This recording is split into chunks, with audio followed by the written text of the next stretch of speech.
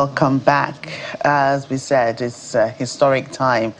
The much talked about state police thing was just a discussion, a conversation, an idea, an ideology that somebody had. You know, people made suggestions. The federal police system is struggling. You know, the country is too large for just one federal unit to be in control at the center. And so the conversation started and it became bigger and wider and expanded. And today we have the Senate, you know, passing a constitutional amendment bill to establish the state police, marking a major shift away from everything I just said. Really, I don't want to repeat myself. Yeah, you know? I think it's a. The steps are still there, right? The steps are still, you know, there. But the most important thing is the legal framework. Yes. And because it's a constitutional amendment, it still has to go to 36 states. Yes. And it is looking sure. Ask me why. APC has how many state governors? So as some people will say, CID, consider it done. Oh my God. But why? So, but then, as someone has told us, there's still many rivers to cross. There will be. Okay. The person will still name the rivers. Yes. So. River Niger, River Benue, Nile River, all the rivers. Right. So, we have Mr. Leo Oyebade, Deputy Inspector General of Police, retired Deputy Inspector General of Police, joining us in the studio this morning. Our friend, as always, thank you so much for joining us. So we also have Obafemi George, political scientist and policy analyst, joining us also in the studio.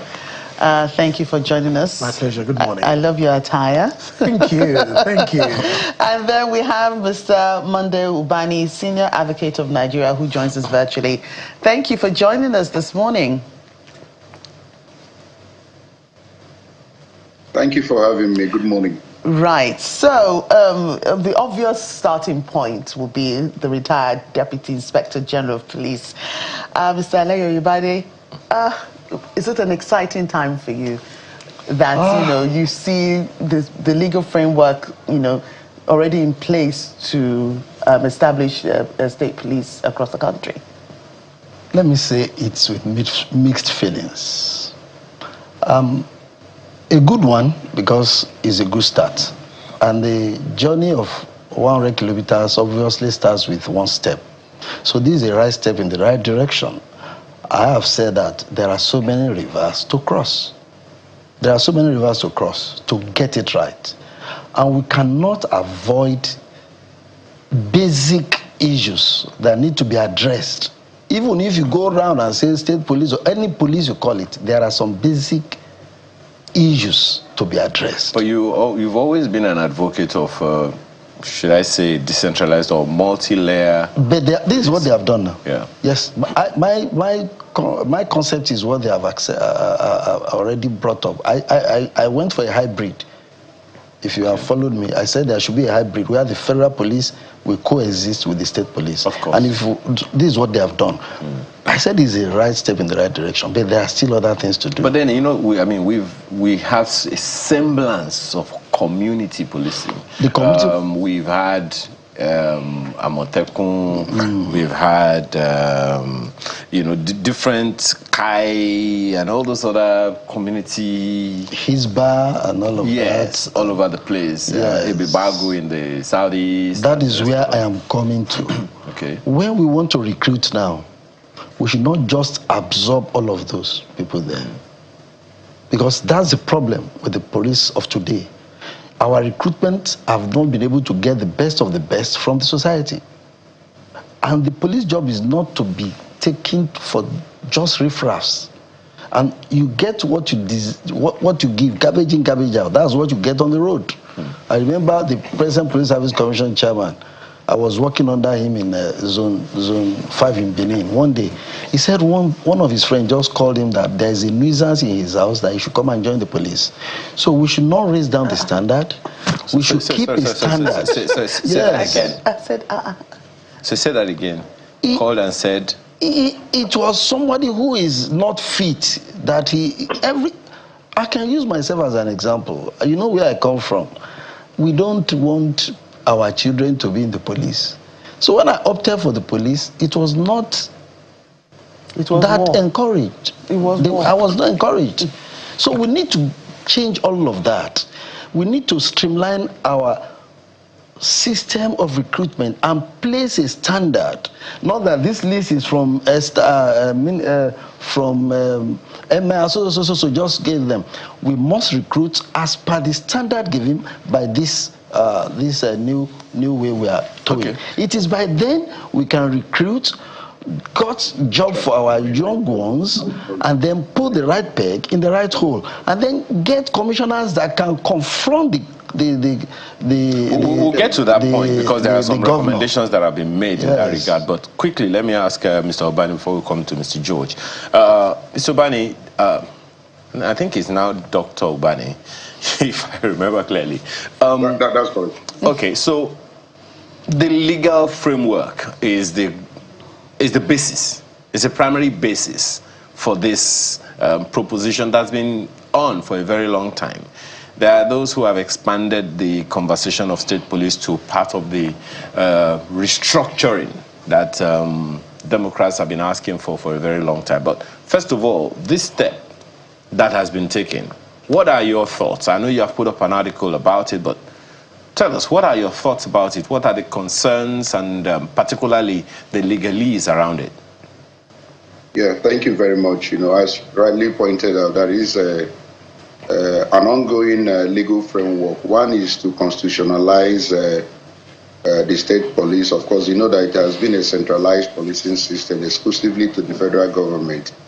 And so if you want to now create a state police, you must change the constitution that will allow the state, to be a participant in the entire process. So the constitutional amendment is what has just happened with the House of Reps and the Senate. And it still has to go to the 36 states. And then if they are able to muster 24 states in favor, then of course you come back to the presidency for assent. The legal framework is very key. People have been saying it, especially on the issue of likelihood of abuse by the state governors. Mm-hmm. And so if a legal framework is not created, in such a manner that the guardrails, the issue of ensuring anti-abuse mechanisms are inserted, then the fears of the people who have been opposed to it will be justified. So we have several safeguards in order to ensure that the governors do not misuse the state police arrangement that is going to be put in place. And of course, the issue of strong institutions, the judiciary, and then the monitoring mechanism, even the interference at times with the federal government where there is an abuse or breakdown of law and order, or where the federal government suspects, that the policing system at the state level is being misused. The presidency intervenes and all that has been put in place. But the most important thing is in implementation. Yes. As your guests have rightly pointed out, this is the first step. There are other steps that have to be taken in addition in order to actually guarantee lives, properties and lives, in Nigeria, which is very, very important, safety of lives and properties. But this step is very historic and it's very commendable. It is in line with proper federalism. That is the truth. We cannot operate this over centralized policing system in a country that is very diverse as Nigeria, that is so big, and when we know that issue of security is very local. And so over years, there has been this serious advocacy that we have tried this over centralized system for many years, and it's not working out. And then it's a madman that continues to do the same thing and expect a different result. So we're very happy that that first step has been taken in terms of the legal framework that has been created, but it's an implementation that we begin to see whether there are flaws. And if there are flaws, of course, we keep on amending the law in order to get it right. So the bold step that has been taken is very commendable. We cannot, because of the fact that the bush is very, very ominous, that the bush is very dangerous, there are dangerous animals, then we now stop hunting, because a lot of people keep on telling you why we should not do it because of abuse. And you can't keep on doing that, when over centralized system of policing has not worked out. So this is a very commendable step, and I'm happy that we have done this in line with proper federalism. The most important step now is implementation and other steps we need to take in order to complement the effort of the state police. Right, thank you. Mr. George, if I could come to you. Mr. Ibadi said something about there are still obstacles, that we need to cross, many rivers, as he put it, to cross. Dr. Ubani talked about, operating the proper federalism, which is, why the state police is a good thing. But even in crossing the rivers, we know what is expected at the other side, proper policing system and all that. At the federal system, we know where we have gotten to, even though we're trying to decentralize. Our forensics are getting better, our investigations are getting better. Nigerians always say if the police wants to work to make arrests, if they really want to do it, they will do it and get to the bottom of it. So in that, I don't know, do you think the states as at this time have the capacity or have, to build, have what it takes to build capacity of the kind of policing system to match and even, overtake what we have currently on ground? Because it's not easy to recruit and start training. I think it's like a begin-again situation. You have to recruit and then you have to start training and start to suit your own particular environment. How do they get around to it? Like they say, a pregnant woman knows that at the end of 9 months, the baby is coming. So you have 9 months to prepare. Now that this legal framework is in place, there's time to prepare for the end result, isn't there? Correct. To start with, I'm happy with what has happened. I've always argued that we copied America's presidential system of government, but we left out some key things that has made that democracy to thrive. It's going to be 250 years next week that have been practicing that democracy. One of the things that we left out is, maybe some people can call it fiscal federalism, like a devolution of powers, but today's conversation, state police. America has federal, they have the FBI, they have state police, they have county police. And that's what helps them to a large extent, protect and secure that democracy. Because you can't secure democracy if you don't have a secured country. And I'm glad that this administration is doing things that I would consider legacy policies. Now, before state police came, I'm not sure this could have been proposed 3 years ago or 4 years ago, when states couldn't even, when they were borrowing to pay salaries, when 24 states couldn't meet up their monthly bill. But 2023, 2024, we saw, some rejigging of the tax system, revenue system. Now, states are earning 4 times what they used to earn. So today, there's no state that can say that, they can't afford to create a state police. Because we've seen increase in what is coming into their pocket, even local government. But there will be arguments about that, Mr. George. Here is why. Yes. They have been getting more than 200% for how many years now? About 2 years? The electricity bill, has given powers to the states to generate electricity. I'm not sure we're getting the kind of momentum we should be getting. Not even as much as a hush. No, we have. So let me say that. So when that bill was passed in 2023, between 2023 and last year, 15 states have passed that bill. They've set up their own electricity regulatory commission. This year, about a month ago, Benue just passed their own bill. They've just created their own electricity regulatory commission. And that's the starting point. As at last time I checked, about almost 50 licenses have been issued, for independent power producers to generate, transmit, and distribute power. So again, I say no state can complain that they cannot fund state police. They can't. Joke, look at the figures. 2023. As at April 2023, FARC shared maybe 740 billion naira. That's what the 3 tiers of government shared. Last month, they shared over 2 trillion. That's almost 4 times. I know an LCDA chairman that got 1 billion. A local government that used to get like 200 million. So they can't complain that they cannot fund state police. And like you rightly said, a pregnant woman knows that in 9 months' time, she's going to give birth. So it's not at the 9th month you start asking for money. Mr. Makinde, can you send me some money? My wife is about to deliver. No, they've seen this coming. And that's why all of them, because prior to this time, there's always been dissenting voices. Some will be in support, some will be against. But now everybody is in support. The Governors Forum in support. When the bill was passed on Thursday, the 37 House of Assemblies came out and said they are in support, 36 rather. So which means that by the time this bill gets to the state, it's going to be an easy passage. And beyond that, the security situation in the country, compels any reasonable person to say, you know what, it's an idea whose time has come. It might not be perfect. Yes. And I always say from the policy standpoint, you cannot sit down and draft a perfect policy. It is when you get to the implementation stage that there will be feedback. But however, then you go back to the drawing board and begin to correct some things. One of the challenges, and Mr. Ibade has been, forthright about that for years. One of the challenges that we have seen is, first of all, are we even aware what the problem of insecurity is? Because what has necessitated this state police, argument is increase in crimes and almost difficult, which is almost difficult, if not impossible, to track. Over the years, things happen in areas that they shouldn't be happening. Now, there are those who point to governance. There are those who point to poverty, point to unemployment and all those things. If those, and I remember while he was still in service, General Musa, the current Minister of Defense, said it. We can play our parts. We can, do what we are supposed to do constitutionally. But there is something that fuels insecurity.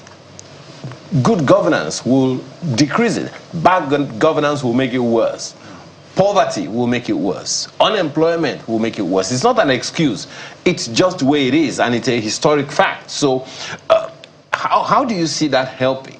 Because it is one thing to set up a police system. It's another thing altogether to ensure that people feel safe when, they can feed well, they can take care of things, about their families. How about that? So, you can't use Panadol to cure cancer and also cure hemorrhaging and cure blood clotting.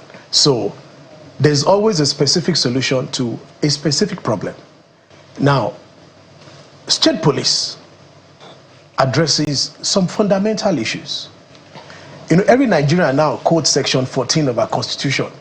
Oh, the welfare and the security of the people shall be the responsibility of the government. And I challenge people that part of the Constitution that says the government, do we realize that it also talks to state government and local government? We all call our governors chief security officers of the state. But we keep forgetting that Section 215, subsection 2, where we coined that word from, places responsibility of the governor to ensure public safety and public order. And that law says that they'll do so by instructing the commissioner of police, who is not answerable to him. So, and I'm sure DIG can speak to that. So how do you, on one hand, give a governor a responsibility to ensure public safety and public order, and yet the instrument to make that happen is not within his control? You have the commissioner of police who is answerable to an IG in Abuja. And we've seen that being issues in so many cases. If you, I've read the crisis in Jaws, I've studied the crisis in Jaws over the past 40 years.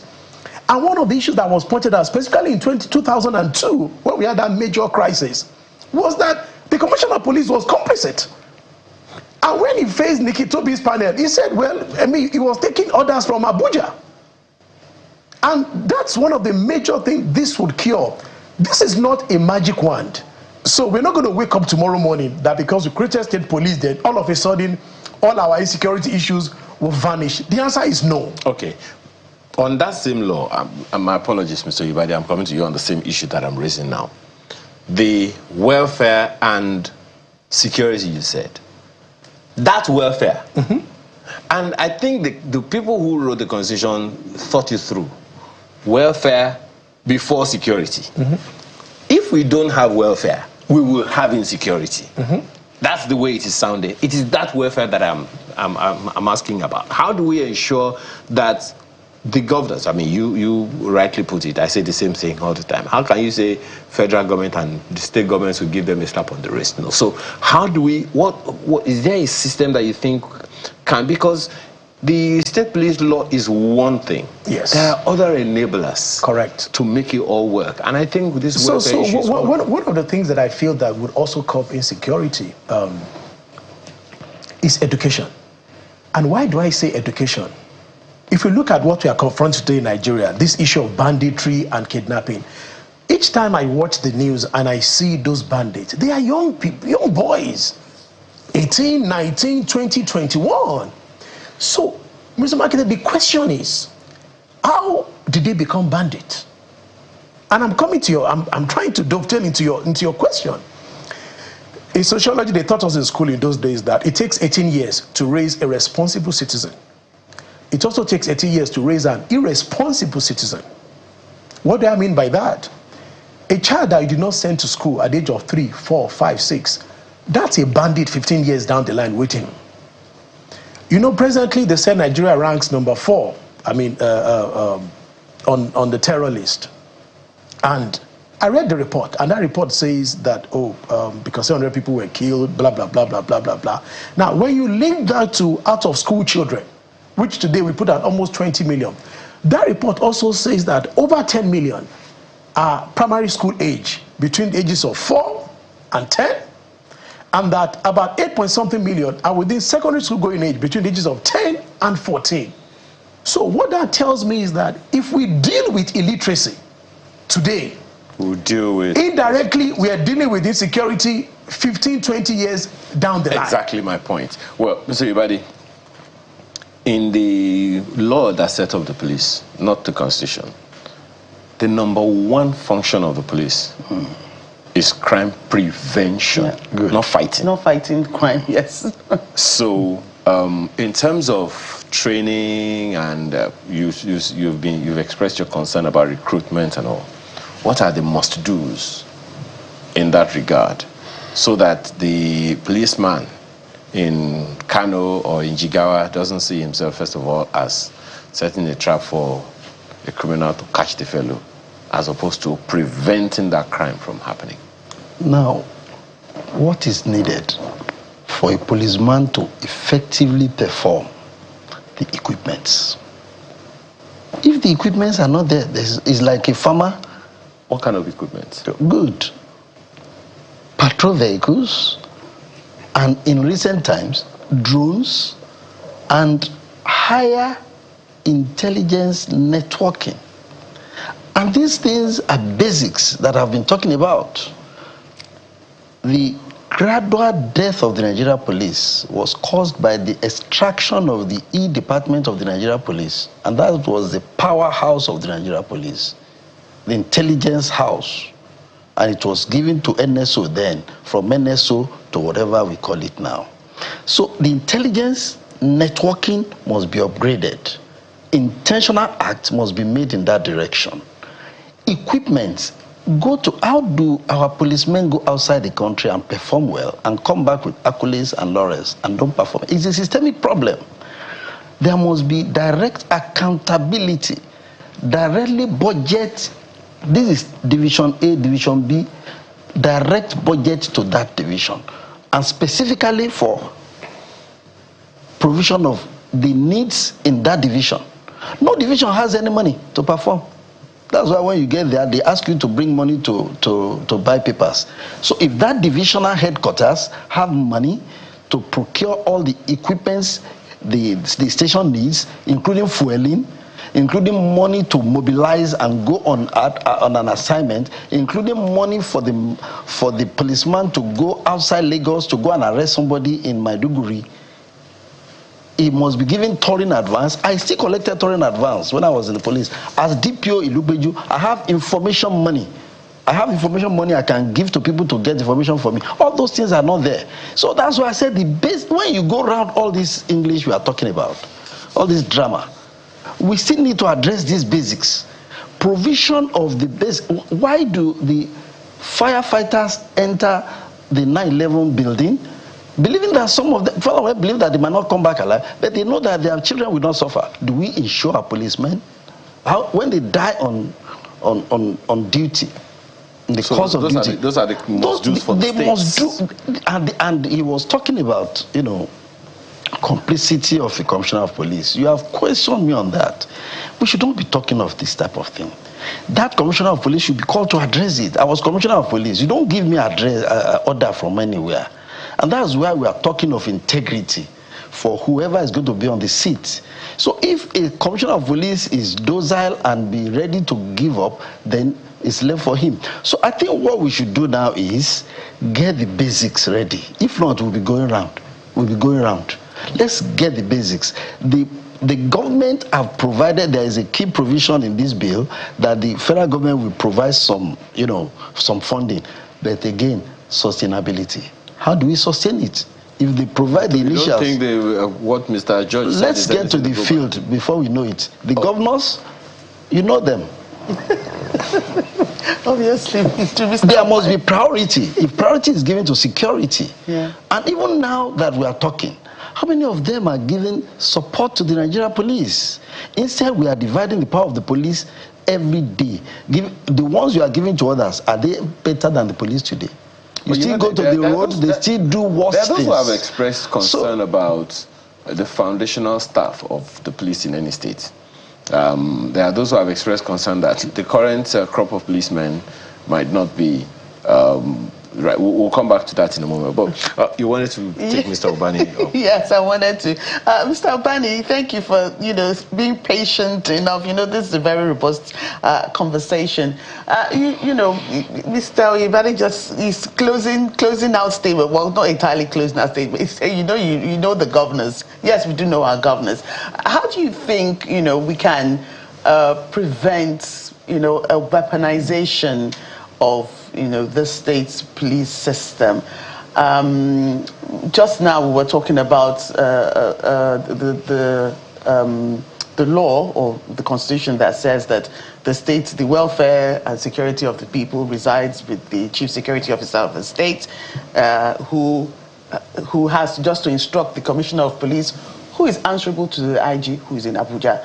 So now that the state governors will be responsible and to appoint the commissioners once this, eventually comes into effect. How do we prevent this weaponization of, the police system in individual states? That's on one part. The second is, how do we prevent or sort out jurisdiction issues, within the system, even across states and even at the federal system, because the federal police will still be in place. They'll be working hand in hand. Yeah, that is a very intelligent question. The issue of weaponization, and which has been the fears, the suspicion of those who have been initially opposed to, the idea of state policing, and they are still, even when the news hit out that the Senate has actually concurred with the House of Reps, there are those who are still expressing high level of fears. That fear is not without foundation. But the truth of the matter is that not every governor in Nigeria will be a madman. We have state high courts, and we have never seen state high courts, being used, wrongly in such manner, to really oppress opposition. Those who have been elected again, who are they? We're the ones who have elected. So if you choose to elect a madman to be your governor, who now misuses the police powers, that will be given to him, then that is absolutely your problem. So you begin to elect those who will actually go there in order to exhibit a high level of responsibility, because power means responsibility. If I'm given power, the intelligence of my usage of that power is the way I will use that power in order to, make people happy, in order to ensure that the right thing is done in my state, in order even to create a sense of competition. Because if I'm doing it rightly, they say, go and see, look at what my governor is doing. I'm from Abia, and I'm very proud that I have a very good governor who today has become a sign-issue, who has become an example of what good governance should be in every state. And so if a governor is really using the power that he has with police, in a very matured manner, in a very responsible manner, in a very effective manner, in a manner that shows integrity, everyone will want to copy such a state, and say, go and see what the governor is doing, even with the state police, So there's going to be a sense of competition. Let's not be so pessimistic about the entire thing and, begin to look at the negative side. There would be a positive side. And when other governors begin to utilize the state police, this power that has been given to them in a responsible manner, every other person will want to copy what those governors are doing with regards to policing and state policing that we have just created. That is one thing I want to say. Now, there was this question, let me even answer about this issue of standard. There is a standard created in the law. Before you begin to operate a state police, there is a minimum standard. If you don't meet that minimum standard, you probably want to remain with the federal policing system. It's there in the law. So if you are not capable, if you don't have the finance, if you don't have the recruitment arrangement that will bring in the professionals, to be a police officer in your state, hold on. Begin to manage the federal police until you find yourself worthy of that particular venture or enterprise that the law has created. It's very important we point out that. Then on issue of state border, interstate issues and all that, even in America where we copy, which is one of what your guest is saying, they have FBI, they have state police. They even have, a policing arrangement at the university level. It's as good as that. That's what they do. And that's why security is very important. For us to localize and decentralize this system, not over-centralizing the entire thing. Let's have policing system at the local government level. I did an article recently after the Senate passed this law, and I said, in addition to state policing, we must have a functional local government. Ayo, we have talked about it several times. If you don't have a functional local government, no matter your state policing system you have created, you are still going to have a problem. If you have a state policing arrangement, you don't create employment opportunities. You don't run an economic system that will benefit the people and make them to be less prone to crime. They would not want to go into crime. They have business they're doing. They are working from morning to night. They are thinking about how to go to work tomorrow, not planning how to go and commit crime. There is a particular country in Europe that they are shutting down their prison system. They are shutting down the entire prison because there are no criminals anymore. Why? Because the people are giving the people good governance. At the same time, their institutions are working. If you commit any crime, they catch you. You cannot escape it and all that. So you put all this into place. State policing alone cannot solve insecurity problem in Nigeria. And that is what all your guests are saying. And I agree with them. But you must take into cognizance economic issue, deal with it, create employment. You must take into cognizance the issue of local government. It must function, deal with it. You must take into cognizance the issue of education, educate the people and make them to be worthy, have a job they are doing. That is very important. We must also insist on electing good men and women to run the state, who will not be mentally deranged to now misuse and weaponize the policing system, to operate the opponents and all that. So by the time you put all this into account, I can assure you that one of the best things that has happened to Nigeria is this state police creation, which we have done. But in addition, let's deal with other issues that will help us to succeed, in our security fight. That is my take. Okay. Well, Mr. George, I want to come to you, Mr. Yobadi, about the recruitment thing again. But Mr. George, I hear you laughing when we started. Dr. Yobadi was talking about employing deranged people. And mad people. Because that is the responsibility of the citizen. From as low as the councillor. In this republic, well, things are probably getting a bit better now, but in this republic, we've had a councillor go from absolute nothing to billionaire overnight. And then there was no money. Now, that is money. that they grow a lot. So, I don't know what your thoughts are about how the people also police the police. Because I think that's one of the things that has been missing. Holding government to account. When we talk about holding government to account, we think it's just the governor or the elected person. Even anyone who is appointed, the people have a responsibility to hold them to account. The taxpayer pays the salary of the policeman, and sometimes just simply because they have some opportunities, they allow themselves to be harassed and all. So, what are the mechanisms you think the state houses of assembly must consider so that the people can be a part of the process and make that system work? So, democracy grows and thrives when there is high level of literacy and thriving economy. When you have a high level of illiteracy and poverty, it negatively affects your democracy. I'm one of those who sees our democracy as being full. 27 years. We're not where we want to be, but we're also not where we used to be.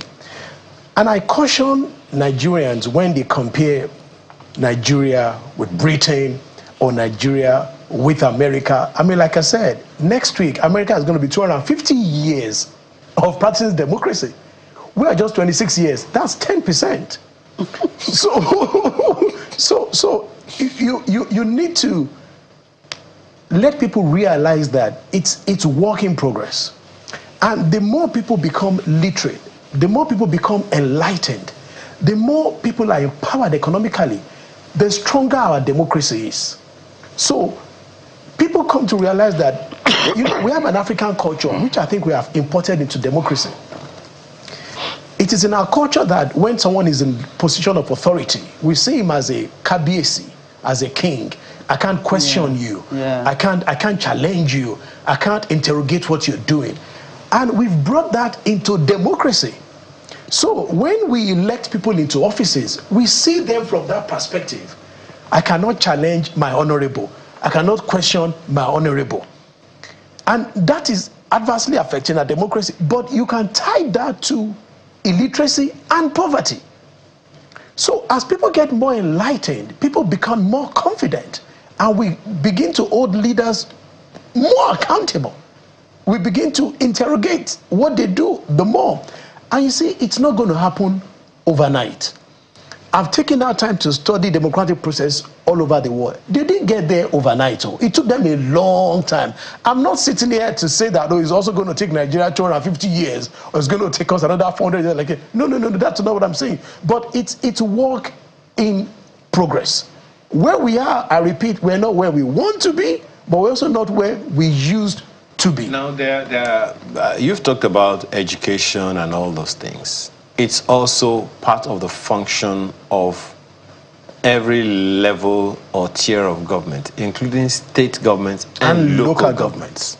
So if the government wants people, whichever government wants people to remain where they are, you are telling them that all they have to do is withdraw education.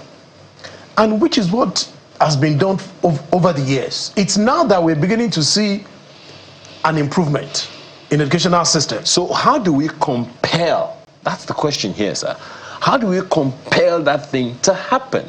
Because there's a lot of keeping quiet. So in every society, there's a group you call the intelligentsia, that is the enlightened ones, that shapes the thought process of a society. Now, they are the ones that educate voters to say, when you're going to vote, this is why you should vote. You shouldn't vote for Mr. Makinde because Mr. Makinde is from my village. The question should be, what will Mr. Makinde do? And what is promising to do, how is that tied to me? Yeah. How is that tied to my welfare and the welfare of my children? Now, let me give you two classic examples. I was reading a report this week that for the first time, in a long time, that public universities in Nigeria have actually made it to the Times Higher Education World Ranking. First time. And you could see a connection between investment in education and that sudden ranking.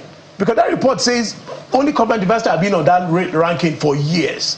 But 2026, UNILAG made it to that ranking, University of Ibadan made it to that ranking, Ahmadu Bello University. So you can see that, there's an improvement in educational system. Why? Because there's an investment educational system. Again, I give an example. I also read a report that says that this year, Kano State is spending, they've actually allocated 30% of their budget to education. About 430 billion naira. They've employed about 18,000 teachers. So that's where it starts from. But you see, unfortunately for politicians, when you invest in education, you can't use it to brag in your next election cycle because it takes a while before you see the result and the impact, which is why most politicians really don't invest. They would rather build roads that I can come back to in 3 years' time and say, DIG, see, I've tarred the road to your village. Rather than invest in education that you won't see the result until 10, 15 years' time. So this comes back to the intelligentsia, which comes back to even journalists. That's why they refer to your profession as the fourth estate of the realm. Yes, we are the fourth arm of government. Yes, to educate people, to enlighten them. And let them be aware of their powers. Of their powers. Okay. And the reason why they should choose certain leaders. Okay. And not, like Mr. Obadi said, not choose mentally deranged people. Well, Mr. Obadi, first of all, tell us, what percentage of the population should make up the police? I think I used to hear, is it 5%? The time we had it, unless we check what has been given, 1 to 40 or 1 to 400 sometimes ago. I think it was 1 to 400. But do you know what counts now? You said 1 to 4. You know what counts more now? Yeah. It's not the number. Yeah. It's about the technology that you are using. No, I'm coming somewhere. So if we have, say, 1 to 400, okay, that means Lagos, if we divide 400, we had 20 million by 400. That's quite a number. Yeah. So if we are looking, that means that Lagos should be looking at something in the region of 200. 200 is what percentage of 2 million? And mind you, the reason I'm asking is, yes, if Lagos has to employ, for instance, that Lagos has to have, say, 100,000 or 200,000 policemen to be recruited within the state, because it's about 20 million population, and every state in Nigeria is expected to do the same. What are the must-dos? Good. The fish rots from the head is a Chinese saying. When you want to buy a fish, my sister, you go and look at the head. If the head is good, the fish is good. It means that the leadership must be taken seriously. So you start recruitment from getting a commissioner of police that has integrity, that has a name to protect. That's why I've been talking each time. Well, if you have your integrity, you are ready to say, I'm going. Let me hold my integrity and let every other thing remain. Now, we must look at the integrity of the police officers that are coming in. We must look at the standard. That's why the implementation now, we are now at the implementation stage. The implementation must take cognizance of not this list is from so political associates. Do you think we can ever avoid that? We can get there. And he has said it. One king somewhere. No, let me say this. Until we are going to implement it, until when the commissioner of police stands to say, Governor, I'm not going to do this, then we are getting it right. And it's going to happen. Because the provision will be there to back him. You're asking him to do something that is ultra-verse to the law, and he stands to say, I cannot do it. But there are others that will do it. So that's why the fish rots from the head, is what I'm saying. So you get people that are competent and are ready to stand and say, I cannot do it. So the recruitment must be perfect. We must not bring down the standard, the height, the educational, whatever, the health. When I joined the police, they check us up to our sport room, whether it is true. And we ran, we jumped. It was not, and it was highly competitive, 5 from 19 states. Not now. Emma, we just bring a list, whether the man have one eye and is in the police. So you see a policeman with one leg like this. So we don't bring the standard down. When you have the standard, then you interview them. Do you really want to do the job? So you must be a person who has passion to do the job. Okay, so you've frequently spoken about technology. Right. And Mr. George has repeatedly also spoken about we need that. Education. Mr. Obani has also talked about the parameters for setting up the system and all of those things. This technology thing, I wanted to ask you the other time about, will they be bringing police from the federal to the states first? The reason is, some people might say, it's the same people that we had a problem with that you're bringing in. I think the same thing happened in another particular sector when you bring, because you now democratized, so to speak, you now say that the states must have their own, you bring from the federal into the state and you mess up the foundation. So those thoughts are also still there. The provision says very clearly that each state is going to have its own police service commission. So it is the pronouncement, just like it has been identified earlier. It is when you are prepared to have it that you have it. So you don't have to rush into it. The fact that state A has gone to state policing does not mean state B must go. When you are ready, there must be a pronouncement by the state assembly.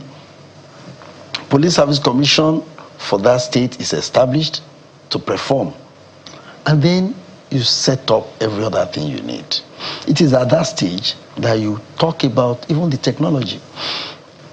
Technology cannot be used in isolation. It has to go with intelligence.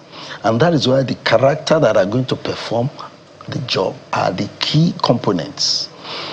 Sharing of information. That have been a problem up till tomorrow. Sharing of intelligence between security agencies.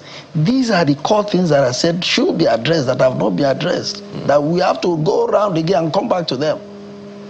The federal will not work in isolation, with the state. If the state fails, do you know that this provision says that the federal can still come in and take over? Yeah. So there must be the link, the contact, the interaction, the sharing of information and intelligence vertically and horizontally. Okay. These are the basics. Sorry, are we going to do sharing of personnel as well? Because I wonder how the recruitment will take place. Is there a pool, a recruitment pool? Those ones that are there now, right? Then they will also come for recruitment. So they have to come to the table. Who comes to equity must come with clean hands. So they must subject themselves to the same process. All right, Mr. Obani, I beg your pardon, Dr. Obani, the issue being raised here now is this whole idea of safety parameters. Yeah. I asked Mr. George the other time, how do we bring the people in to ensure that their own activities, their own intervention also helps to sustain the system.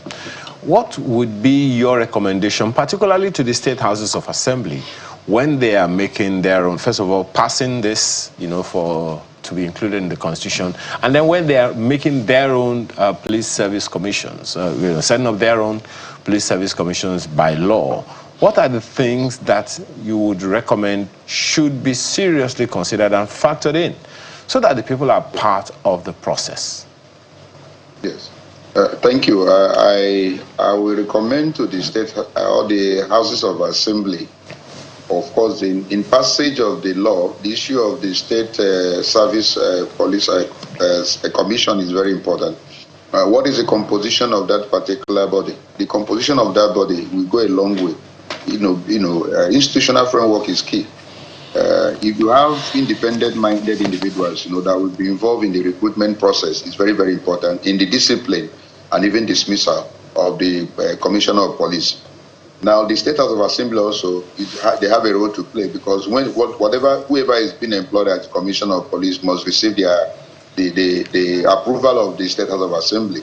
And even when you want to remove that state commissioner of police, you still have to require two-thirds majority of the state house of assembly. So in enacting that law, they must be very, very careful in providing those safety guards, that will really help reducing the fear of issue of abuse. That is very key. Then the recruitment also, professionals, and then training. The former police officer that is there says something that in his own time, there is a budget even for his own office as a DPO. But now we don't have any budget even to state command and all that. To the zones and all that, let alone to DPOs and all that. So there must be a proper budgeting for every police station, every police unit. Maybe this particular arrangement now will create that opportunity for every unit to be properly funded. There is no way you can set up a police system and without funding it. You are just recruiting armed robbers to go to the road, and go to the houses and begin to rob, because you have not made money available to them. So one thing is that you must provide good budgeting. And so the law must take care of budgeting. How do they get their money? The law must take care of the issue of recruitment. The law must take care of the retraining processes. They must be trained and retrained. Those who were employed in the 60s were taken to England for proper training. And that's why we had a policing system that was almost perfect before the white men left. So why can't we go back to that? So it's issue of systemic problem we have. This policeman that is there has said it. Our policemen leave Nigerian soil and go to other countries, to perform national duty or international duty. And they are given laurel, they are given awards. Why are they excelling abroad? And when coming to the system here, they're not doing well. It's because of the issue of environment. So provide that conducive environment. And that's why I said this is a very good thing, because every state now, we enter into competition. It's going to be competition. Every state will want to have the best policing system. Other states now will begin to emulate. I will want even my state to start Abia to be the signal-show, the starting point. A particular state that everyone begin to copy. This is how to run policing system, state policing system. Are you aware that we are also trying to get our own independent power now? They are buying over from Disco and making sure all the local government now have uninterrupted lighting system in Abia. So you see, it's going to create competition, and that is the truth of the matter. And when you have a good governor who knows his responsibility, who knows his own, and know the reason why he was elected, he will be able to now begin to use the policing system in order to secure lives and property, including the lives of his enemies, including the lives of his opponents. Dr. Bani, you have still not spoken to how the people can be a part of the process. The people, the populace, the communities, people in the communities. Maybe I should put it this way. There is a police community relations committee, PCRC, that's been active over the years. Do you see a role for them in this scheme of things? Let me tell you, the law will take care of all that. In my recommendation, I talk about the local government playing a very big role. The people are the local government because security is local. The people in the local government has a role to play. The chiefs in the local government have a role to, I'm talking about the essays and all that, have a role to play. So it is for every state to look at the peculiarity of their state and reflect it in their law. That is why this law is, this particular arrangement is very good. They allow you to go and create your own law, make your own law at the state level. Now, in making your own law, you take into cognizance your peculiarity, your security peculiarity. What and what are you going to add?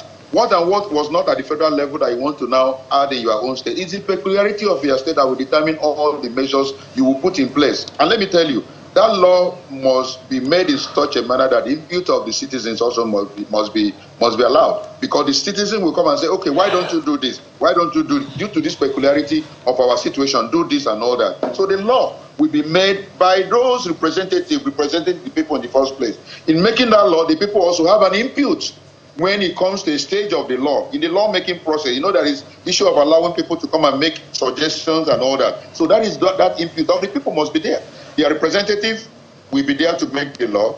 You are coming in to make more suggestions during the law-making process. And then the issue of taking into cognizance the peculiarity of your state and the security need of your state must be reflected in the law you are making. That is how the input of the people will be actually taken care of.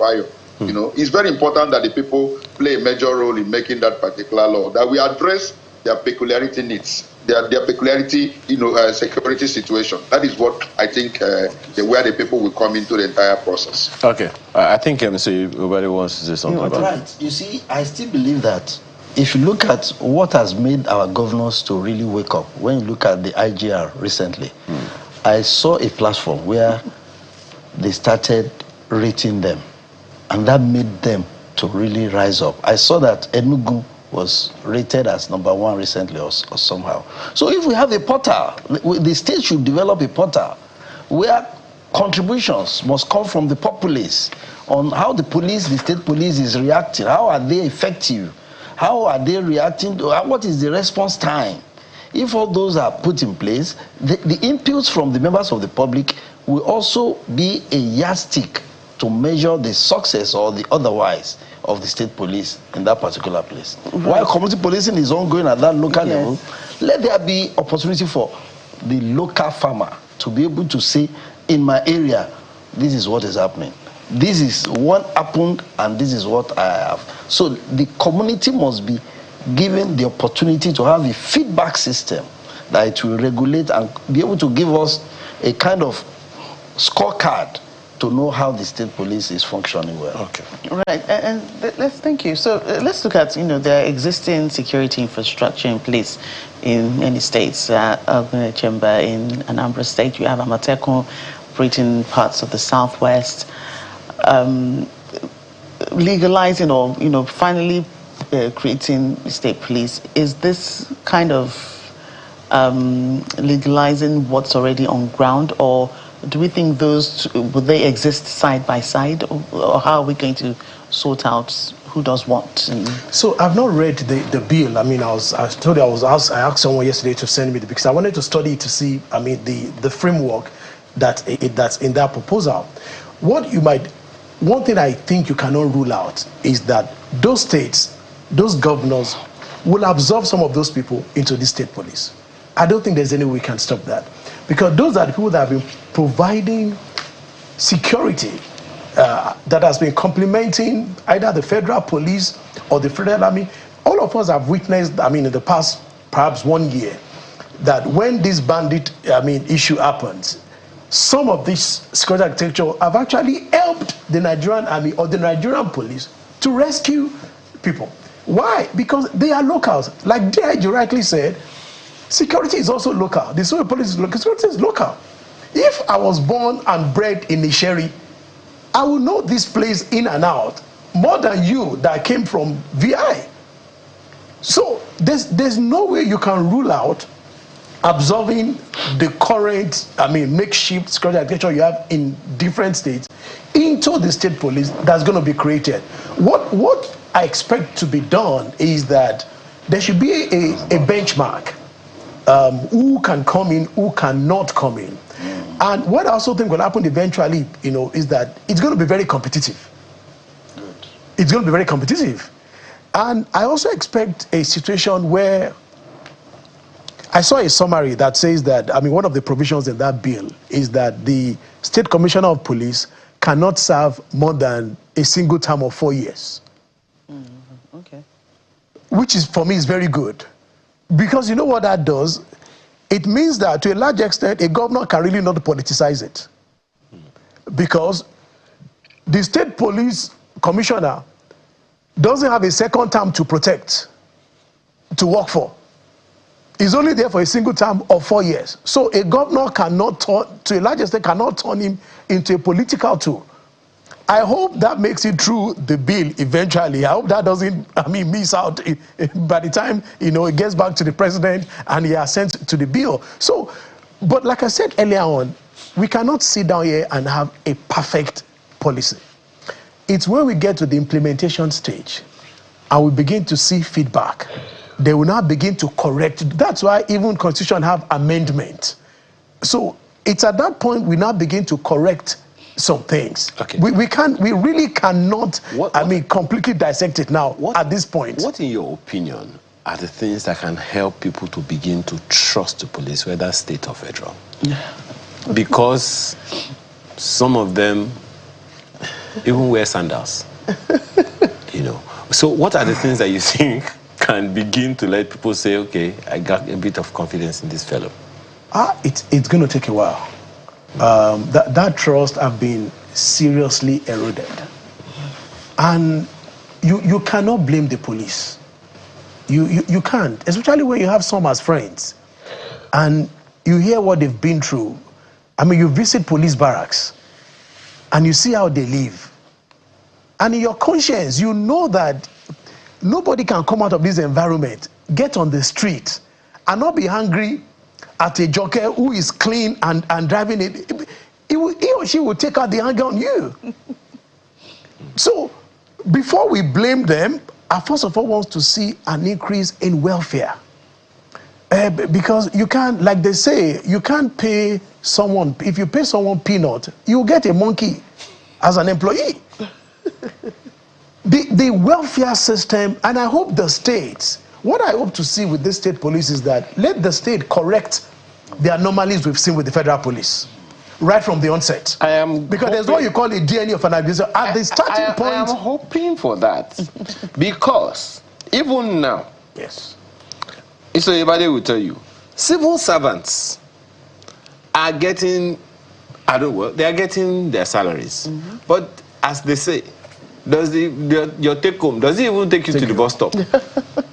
So, I don't know if you want to look at the issue from that perspective as well, because definitely, as the Yorubas say, you are addressed based on the way you're dressed. So if they look the way they always look, we will see them the way we always see them.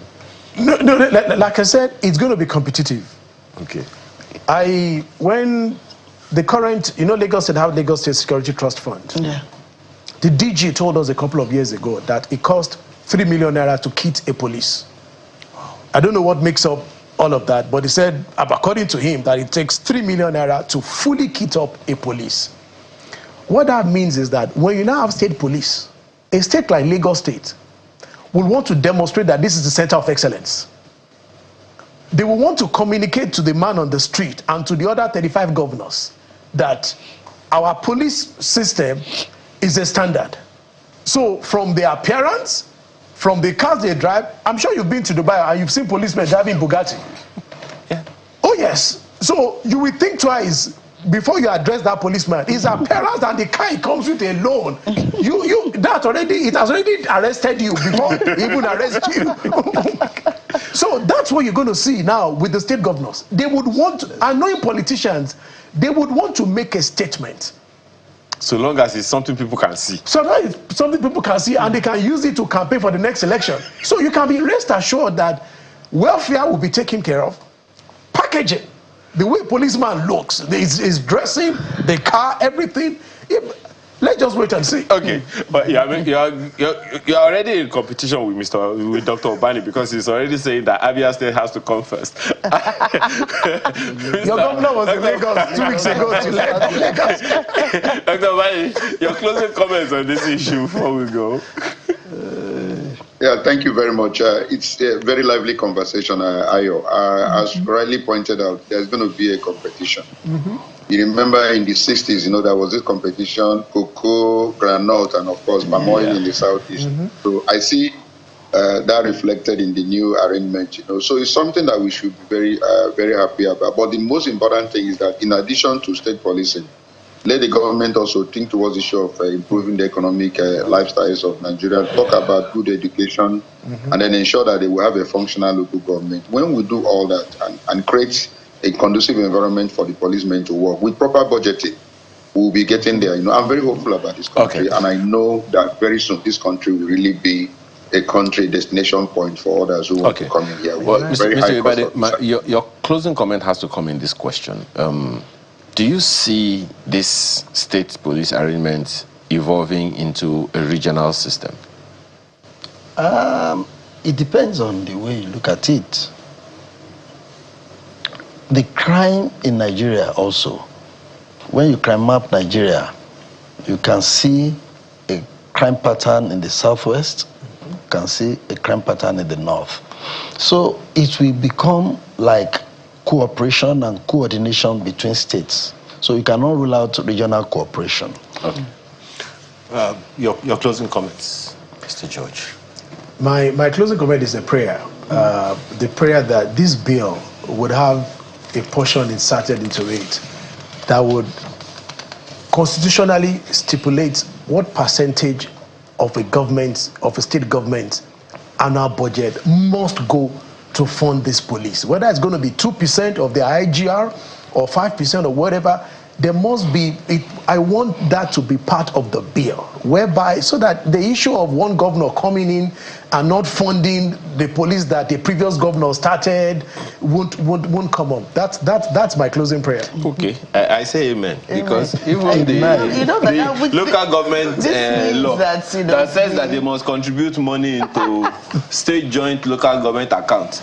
This means that state budgets would increase. When you say break down the budget, this one will go to security. That one will go to... I say amen. Thank you so much, gentlemen, for being here this morning. Mr. Obafemi George is a political scientist and policy analyst. We've also had Dr. Monday Obani, senior advocate of Nigeria, joined us virtually, as well as Mr. Leye Oyebade, retired Deputy Inspector General of Police, whose prayer has finally been answered. Yeah. Thank you very much for your time this morning. We'll return in a moment. Do stay with us.